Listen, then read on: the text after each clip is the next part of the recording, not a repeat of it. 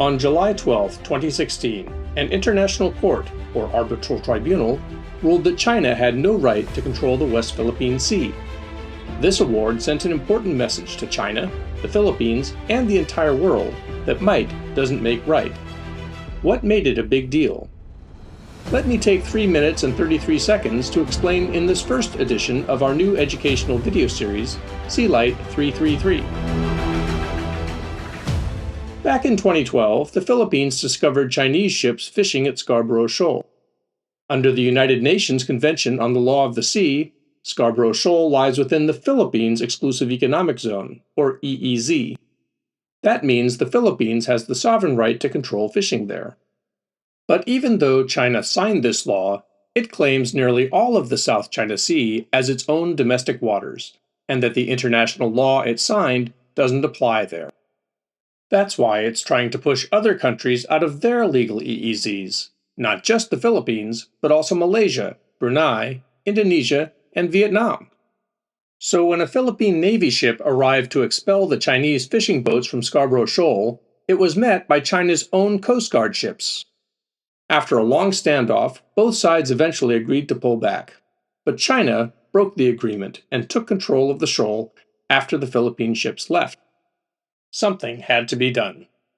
So the Philippines decided to take China to court. They went to a special court called the Permanent Court of Arbitration, which was set up specifically to resolve disputes about international law. The Philippines asked the court to rule on 3 things. First, that China's 9-line claim has no basis in international law. Second, that none of the reefs or rocks in the Spratly Islands are big enough to generate their own EEZs, so China can't claim control that way either. And third, that China illegally interfered with the Philippines' right to control the resources, such as fishing, oil, and gas, that lie within its own EEZ.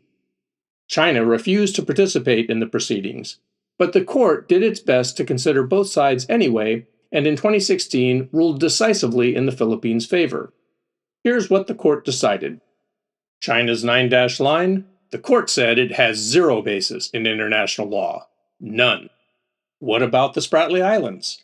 The court said that because none of them can naturally sustain human life, none are technically islands under the law, even if a country artificially turns a reef into a military base.